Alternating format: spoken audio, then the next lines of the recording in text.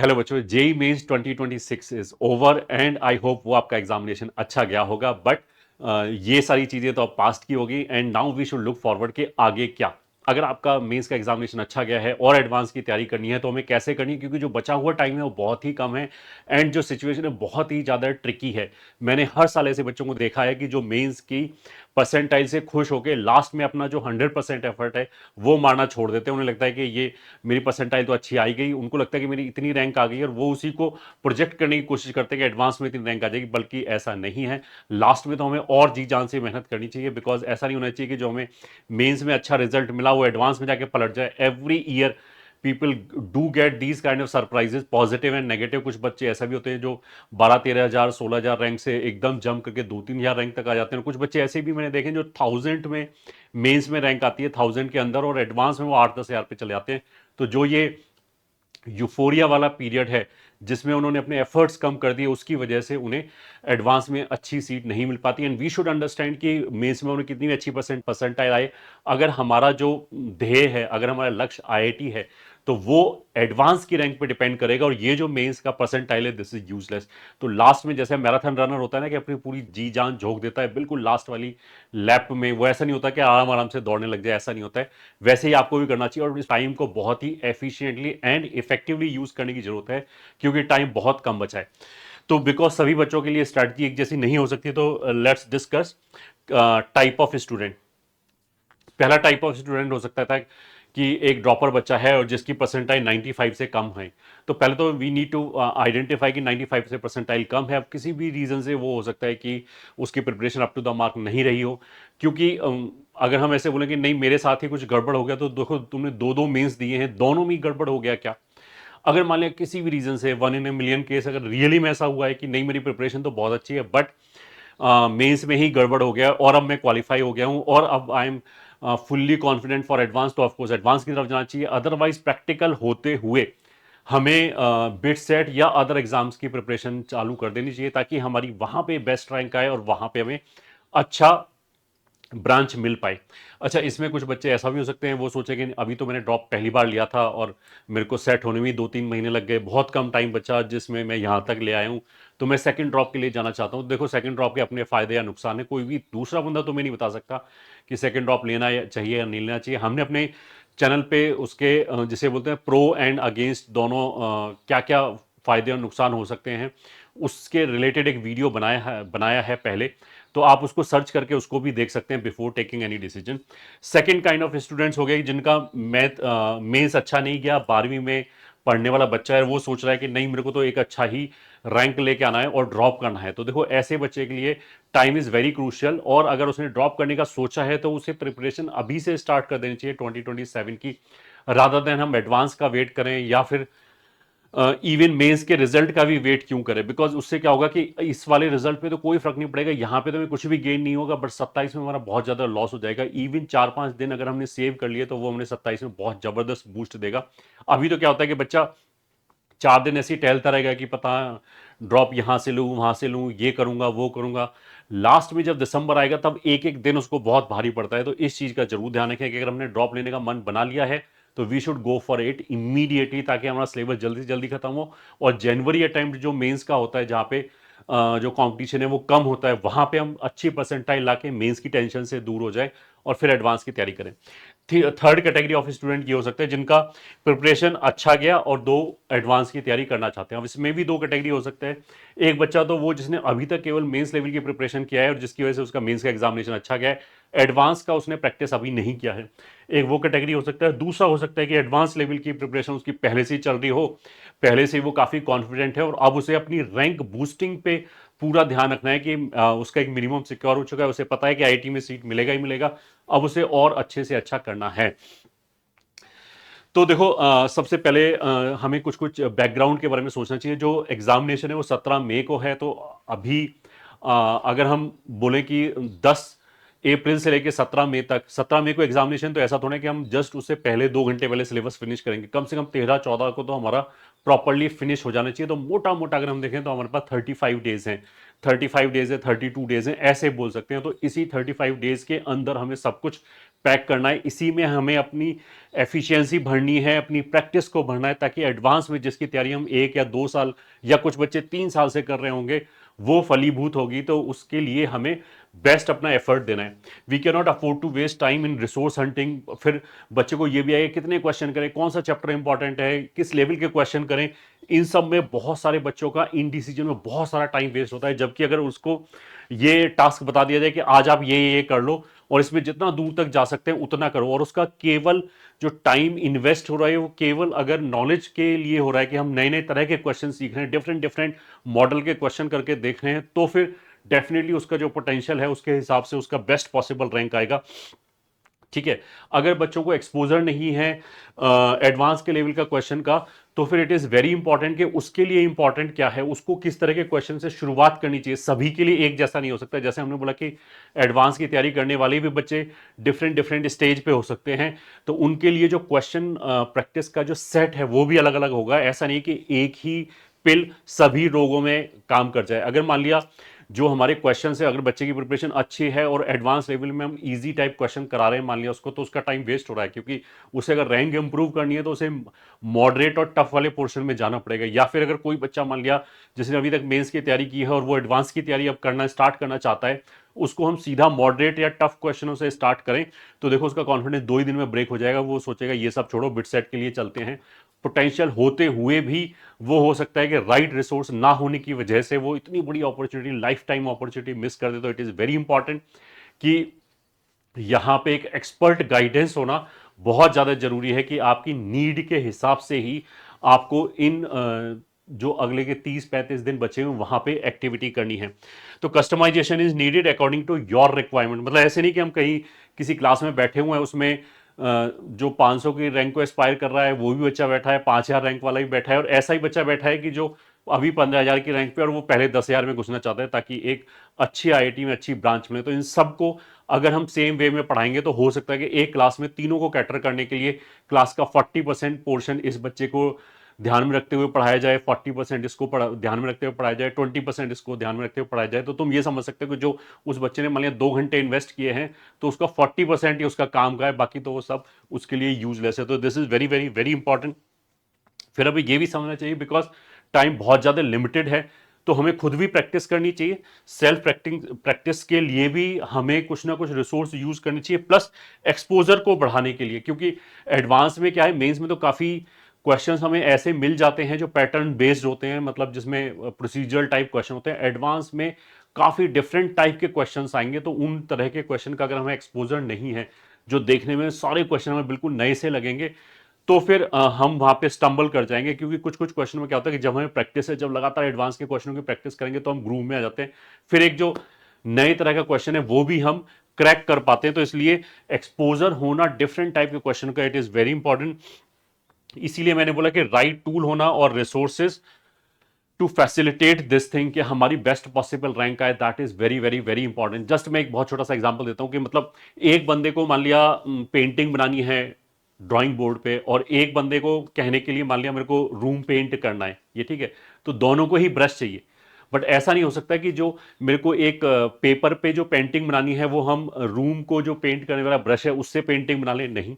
या vice versa की जो एक बुक में जो पेंटिंग बनाने के लिए जो ब्रश आता है उससे मैं अपना दीवार रंगना चालू कर दूं, तो कहने के लिए तो ब्रश ही है, but that is not the right tool. You should understand this thing also, कि ऐसा हो सकता है कि हम कोई ऐसा रिसोर्स उठाएं जो हमारे लिए इन अलाइन ना हो हमारी रिक्वायरमेंट के हिसाब से, तो बहुत सारा तुम्हारा जो टाइम है वो अनप्रोडक्टिव जाएगा। तो इसलिए इन सब चीज़ों का जरूर ध्यान रखें। ये जो अगले 35 दिन हैं, इससे हमारा जो प्रोफेशनल लाइफ है 30-40 साल का, जो इस बात पर डिपेंड करेगा कि हमें कौन सी आईआईटी का टैग मिलता है और कौन सा ब्रांच मिलता है, उसके लिए ये 30-35 दिन बहुत ज़्यादा इंपॉर्टेंट है। तो इसलिए बहुत सोच समझ के इंटेलिजेंटली दिनों को यूज करना बहुत ज्यादा जरूरी है। तो अगर आप देखिए आपके पास कोई रिसोर्सेज हैं, आपने पहले से जीरो इन कर रखा है, तो ऑल द बेस्ट, उसमें अपना बेस्ट देने की कोशिश कीजिए। अभी भी डेली 10 से 12 घंटे, बल्कि 12 से 14 घंटे मेरे को बोलना चाहिए, डेली पढ़ना चाहिए अगर हमारे पास कोई और एक्टिविटी ना हो।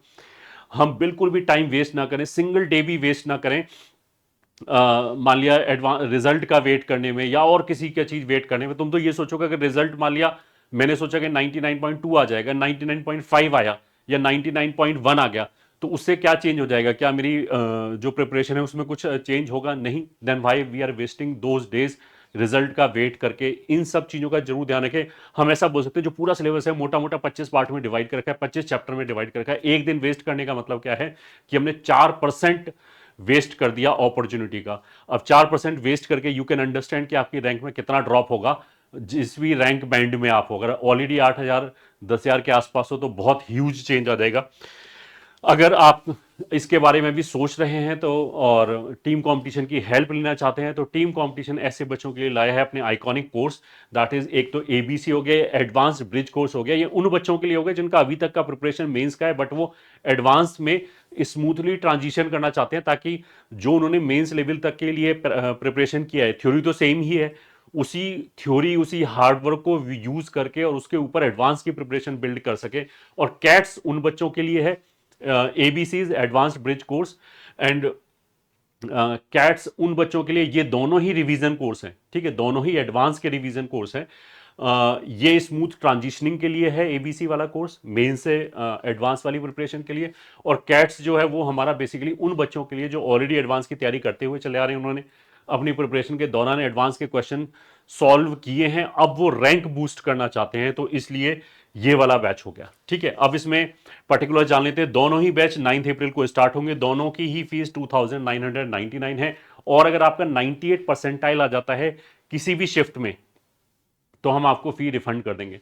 तो देखो, अगर आपका ऑलरेडी 98 परसेंटाइल आ चुका है फर्स्ट वाली शिफ्ट में, तो इस वीडियो के डिस्क्रिप्शन में एक लिंक हमने दे रखा है, वो गूगल फॉर्म भर के, और मतलब हम वेरीफाई करेंगे उसको, और आपको इसका फ्री एक्सेस मिल जाएगा दोनों ही बैचेस का। ठीक है, अगर आपको लगता है कि अभी तो नहीं आया, सेकंड वाले में रिजल्ट अवेटेड है और इसमें मेरा 98 परसेंटाइल आ जाएगा, तो अगर आप रिजल्ट के बाद लोगे तो ऑफकोर्स आप फ्री ऑफ कॉस्ट मिल जाएगा। बट अगर आप ये चाहते हो कि मेरा एक भी दिन वेस्ट ना हो, मैं अभी से इसको करना चाहता हूं, तो आप अभी ये फीस पे करके आप स्टार्ट कर सकते हो। जब आपका 98 परसेंटाइल आएगा, फिर वो आप फॉर्म सबमिट करोगे, तो फिर हम इसमें से जीएसटी कम करके, ये ठीक है, जो 18% होता है वो जीएसटी कम करके जो बची हुई फीस है 2,542, ये हम आपको रिफंड कर देंगे। ठीक है, एंड ये 98 परसेंटाइल बाई चांस किसी भी रीजन से नहीं आया और आपका एडवांस में जो सीआरएल है वो 25,000 के अंदर आ गया, तो भी हम इसको रिफंड कर देंगे।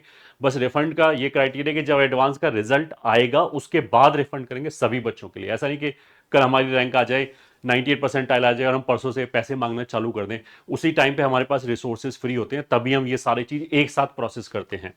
ठीक है, अच्छा, कंटेंट क्या है? तो कंटेंट के बारे में तुम चिंता मत करो। टीम कंपटीशन में जो को फाउंडर्स हैं उनको डिकेड्स का एक्सपीरियंस है हर तरह के बच्चे को पढ़ाने का, तो कंटेंट तो बहुत ज़्यादा है। यहाँ तो उल्टा है कि बचे हुए दिन में हमारे लिए बेस्ट कंटेंट क्या है वो हमने निकाल रखा है, मतलब क्वेश्चनों की कमी नहीं होगी। यहाँ पे तो हमें पिक एंड चूज करना पड़ेगा, रादर देन कि हम बोलोगे अब क्या करें अब क्या करें, ऐसा सिचुएशन नहीं आएगा। We have aligned so many task कि आप पहले टास्क 1 करो, फिर टास्क 2 पे जाओ, फिर 3 पे जाओ, टाइम मिलता है तो 4 पे जाओ, एंड सो ऑन। ठीक है, फिर भी मैं एक मोटे ओवरव्यू के लिए बता देता हूं कि एबीसी के अंदर आपको 25 पेपी शीट्स मिलेगी, इसको हम डीपीपी शीट बोल सकते हैं, जिसके अंदर 30 एडवांस लेवल के क्वेश्चंस हैं। इनके आपको वीडियो सोल्यूशन भी मिलेगा, तो बेसिकली यहाँ पे इस कोर्स में आपको वो वीडियो सोल्यूशन ही देखने हैं। तो 30 क्वेश्चन पर चैप्टर आपको ये मिलेगा, क्योंकि बचे हुए दिन में हम मैक्सिमम के बेस्ट क्या कर सकते हैं उसके लिए बताया जा रहा है। फिर एक ये ब्रिज एडवांस टेस्ट है, ये चैप्टर वाइज टेस्ट है। तो 3 घंटे का टेस्ट होगा, पीसीएम का एक एक चैप्टर आएगा। तो हम इसमें क्या बोलेंगे कि ये जो 30 क्वेश्चन हैं, ये आप जो वीडियोस है उसमें 30 क्वेश्चन डिस्कशन किए गए हैं, आप वो 30 क्वेश्चनों का वीडियो देखो तो वो लगभग 1.5-2 घंटे का वीडियो होगा पर सब्जेक्ट, तो उसमें 5-6 घंटे हमारे चले जाएंगे। उसके बाद ये तो हमने देख लिया, ये तो हमारे एक्सपोजर के लिए हो गया कि एडवांस का एक्सपोजर हो गया। और ये जो बैट है ये भी उसी चैप्टर का है, और इसके अंदर जैसे 18-19 क्वेश्चन होते हैं, यूजली 17-18-19 उसके आसपास एक चैप्टर के क्वेश्चन आएंगे, ये आप खुद ट्राई करो। तो एक दिन में we will be finishing 1 chapter, और उस चैप्टर में हमें लगभग 50 क्वेश्चनों का एक्सपोजर मिल जाएगा एडवांस लेवल का, तो हमारी प्रिपरेशन बहुत सॉलिड ग्राउंड पे आ जाएगी। अच्छा, इसके अलावा फुल सिलेबस टेस्ट भी ऑफकोर्स होते रहेंगे, एटीएस। वो 10 टेस्ट हमने शेड्यूल किए हैं और 5 ऑलरेडी हो चुके हैं, तो वो भी आपके डैशबोर्ड में अनशेड्यूल्ड फॉर्म में होगा, तो जो देना चाहे वो दे सकता है। तो इतना सारा मटेरियल है। हाँ, और ये ग्रेडेड है, आपको बताया जाएगा कि पहले क्या करना है, फिर क्या करना है, फिर टाइम बचता है तो क्या करना है, बिकॉज बच्चों की रिसेप्टिविटी अलग अलग होती है, प्रिपरेशन का लेवल अलग अलग होता है। दूसरा हमारा कैट्स कोर्स हो गया, इसमें पर्टिकुलर्स ये है, इसमें 25 वीडियो लेक्चर हैं, वही चैप्टर वाइज, हर चैप्टर के लिए एक वीडियो लेक्चर, क्योंकि हमने पूरे सिलेबस को 25 पार्ट में डिवाइड किया है, जहां पे कुछ हैंड पिक्ड क्वेश्चन डिस्कशन किए जाएंगे। फिर इसके अंदर आपको एक डीपीपी मिलेगी, वो भी ऑफकोर्स चैप्टर वाइज है, जिसमें 25 क्वेश्चन होगा that you are suppose to solve yourself. फिर इसमें भी एक डेली चैप्टर वाइज टेस्ट मिलेगा, जिसको हम कोकैट बोलते हैं। तो ये तीनों सब्जेक्ट के लिए एक घंटे का, 3 घंटे का ये हो गया।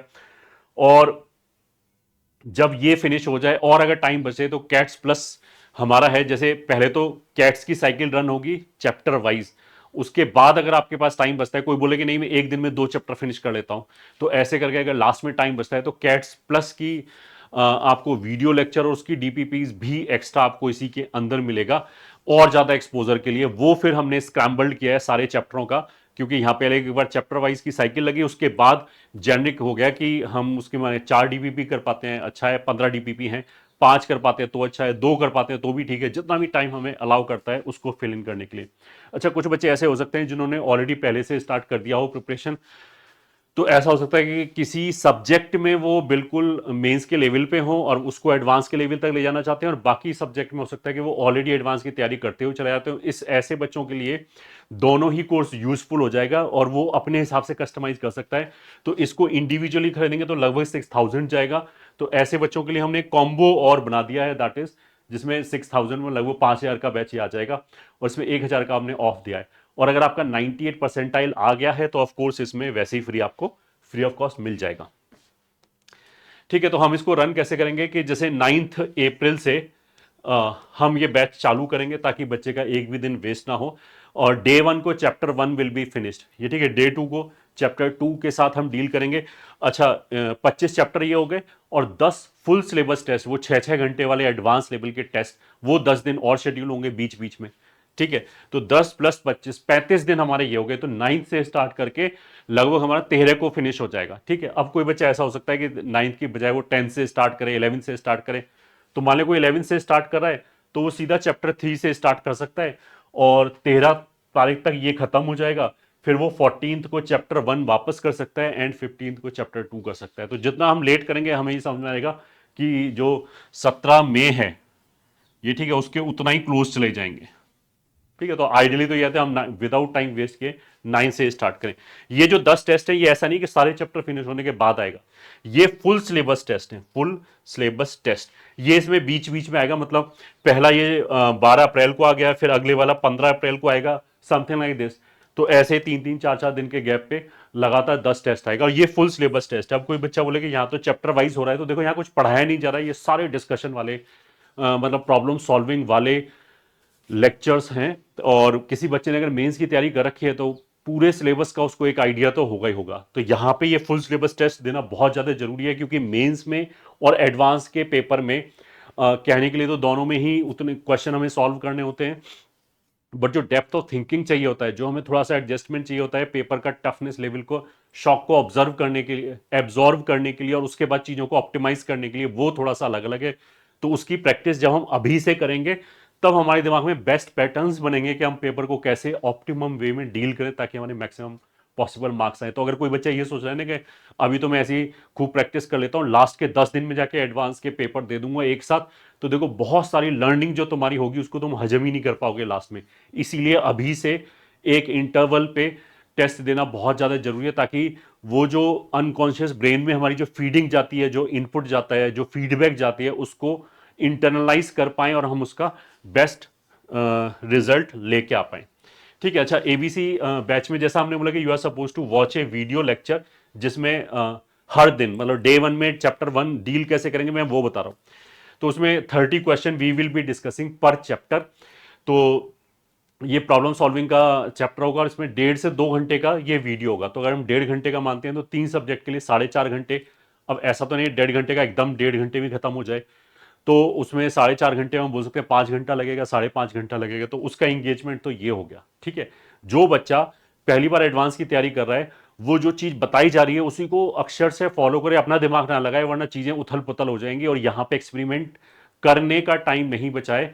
फिर एक बार अगर प्रिपरेशन लैग से उतर गया तो आपको बहुत कुछ डैमेज हो जाएगा। तो इसलिए ये वाले जो क्वेश्चंस हैं आई वुड स्ट्रिक्टली से कि आप, कुछ बच्चे क्या करेंगे इन वीडियो लेक्चर में जो 30 क्वेश्चन डिस्कशन किए गए होंगे उन्हीं को सॉल्व करने बैठ जाएंगे।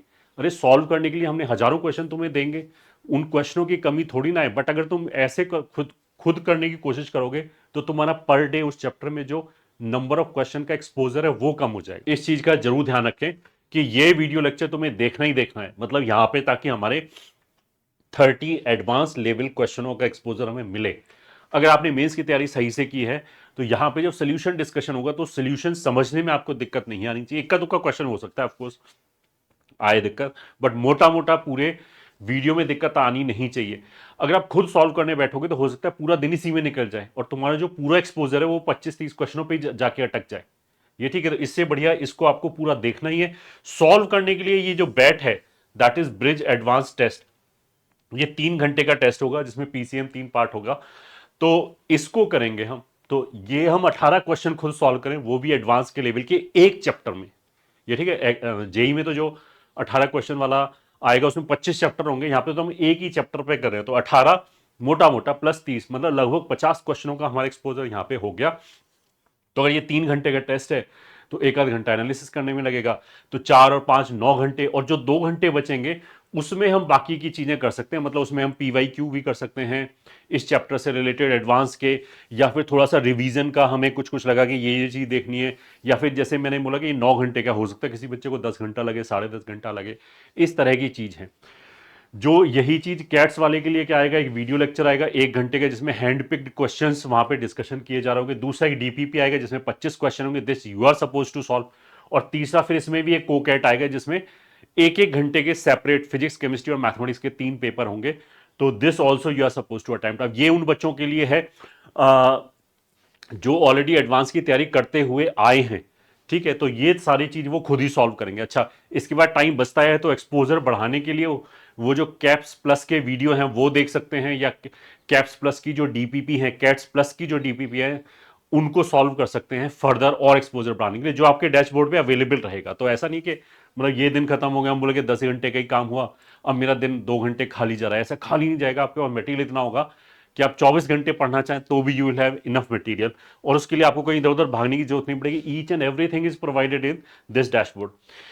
अच्छा, थोड़ा सा पॉइंट ये है कि अगर वैसे तो इस स्टेज पे आके ऐसा होना नहीं चाहिए कि कोई बच्चा बोले कि मेरा जेई का जो एडवांस वाला सिलेबस है वो मेरा कंप्लीट नहीं है, तो ऐसा होना नहीं चाहिए। बट फिर भी अगर किसी एक्सेप्शन केस में है तो वो जो रिमेनिंग जेई का जो एक्स्ट्रा सिलेबस है उसके लेक्चर्स हमने प्रोवाइड कर रखे हैं उन बच्चों के लिए।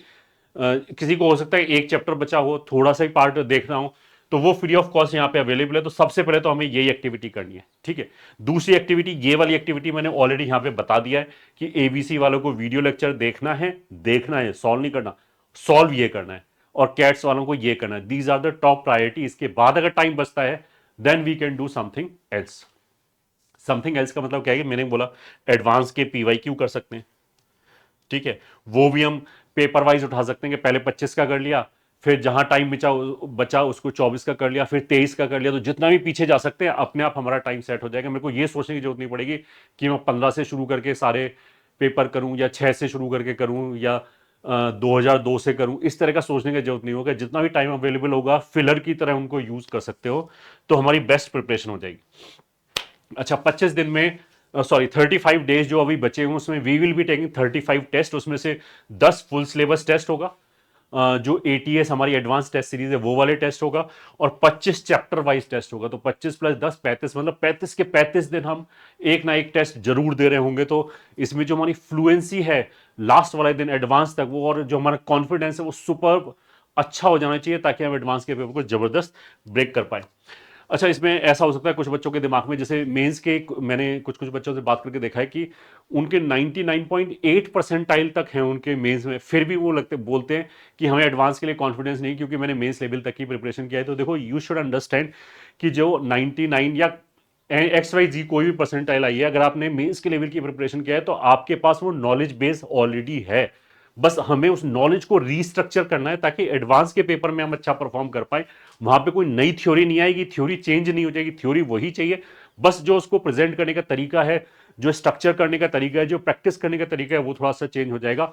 End of course I would say कि अभी तक तो मेंस और एडवांस दोनों ही कर रहे होगे, तो हमें अपने ब्रेन को थोड़ा स्विच करना पड़ता है सिंगल करेक्ट से। फिर यहाँ पे कभी कॉलम मैचिंग आ जाएगा, कभी मल्टीपल करेक्ट आ जाएगा, तो उसमें थोड़ा सा दिक्कत होता है। अभी क्या होगा, इनिशियली हो सकता है कि बच्चों को थोड़ा सा रेजिस्टेंस हो, 2-4 दिन जब लगातार एडवांस एडवांस एडवांस करोगे तो तुम्हारी जो नर्व्स है वो उसको थोड़ा सा काम होना स्टार्ट हो जाएगा, you will start having feel of it, और तुम अच्छा परफॉर्म करने लगोगे। तो देखो, जैसे आजकल डायलॉग चलते हैं ना, हौसला ईंधन एंड हमला, उसी तरह की चीज हम बोलेंगे। हौसला मतलब एबीसी बैच देगा तुम्हें, ईंधन मतलब एटीएस और बैट के जो टेस्ट है वो, और हमला हम जेई एडवांस में करेंगे 2026 पे। तो मतलब हमें ऐसा नहीं होना चाहिए कि हम अपने आप को अंडर एस्टिमेट करें और प्रिपरेशन छोड़ के बिट सेट वगैरह की तरफ लग जाए, दैट इज नॉट गुड। हमें एडवांस को जरूर एक ट्राई देना चाहिए अगर हमारी परसेंटाइल में इसमें अच्छी आई है तो। नेक्स्ट इज, अगर आपको किसी भी तरह का कोई भी इंक्वायरी है तो आप हमारे सपोर्ट नंबर टेट्रा021 पे बात कर सकते हैं, या फिर 741090090906907908 इन पे बात कर सकते हैं। रजिस्टर करने के लिए इन कोर्स में जो लिंक है वो हमने डिस्क्रिप्शन में दे रखी है, और जो बच्चे इसको फ्री ऑफ कॉस्ट अवेल करना चाहते हैं 98 परसेंटाइल वाला चीज यूज करके, उसका भी हमने गूगल फॉर्म दे रखा है। इस बैच को आप जो हमारी एंड्रॉइड ऐप है कॉम्पिटिशन ऐप, वहां से भी सीधा परचेज कर सकते हैं, अदरवाइज आप लिंक फॉलो करो, इधर उधर जाने की जरूरत ही क्या है, या i.competition.com वेब ब्राउजर से i.competition.com से, और ऐप से अगर जाना चाहते हैं गूगल ऐप से तो वो हमारी कॉम्पिटिशन ऐप से भी ले सकते हैं। तो आई होप जो बचा हुआ टाइम आप उसको बहुत ही प्रोडक्टिवली यूज करेंगे। किसी भी तरह का अगर आपको डाउट है तो आप कमेंट सेक्शन में पूछ सकते हैं। I hope you will enjoy your preparation days. All the best.